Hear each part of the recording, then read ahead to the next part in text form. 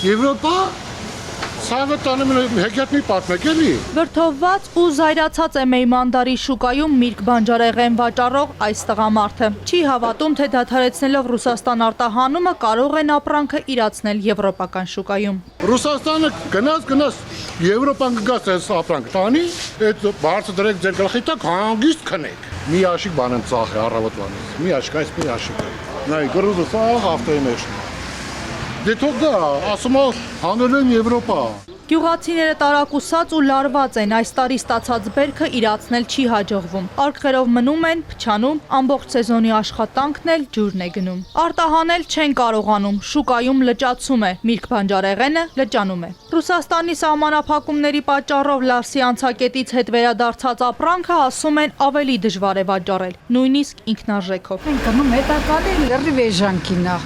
իհարկե։ Տեսախցիկի առաջ չեն ուզում խոսել, ասում են, ով խոսում է, խնդիր է ունենում։ Պատմում են, նախորդ տարիներին մեծաքանակ արտահանում է եղել, բերքի արժեքն էլ բարձր։ Հիմա չգիտեն, ինչ է իրենց սպասվում։ Բերքահավաքի ակտիվ սեզոնը նոր է սկսվում, սահմանափակումների վերջը չի երևում։ Դուր չի գալեմ,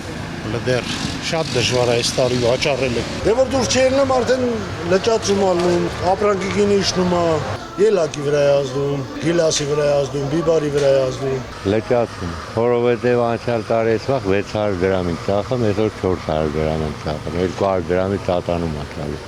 Ռուսական շուկան եվրոպական շուկայով փոխարինելու խոսակցությունը վաճառողները ծիծաղելի են համարում, ասում են հնարավոր չէ։ Իրենք ոչ եվրոպական ստանդարտներին համապատասխան որակ ունեն, ոչ հնարավորություն։ Ստացվելու դեպքում էլ ստիպված պետք է շատ էժան վաճառեն։ Տեղով Եվրոպայի որակ ապրանք ունի, որ արտահանեն։ Կամ ոնց են արտահանելու։ Կառավարության նոր նախագծին, որով նախատեսվում է փոխհատուցել Հայաստանից մրգի եւ բանջարեղենի արտահանման ծախսերն ու մաքսատուրքը, նույնպես չեն հավատում։ Այդքան կարկուտը խփելա երբ ենք փոխհատուցում տեսել մենք։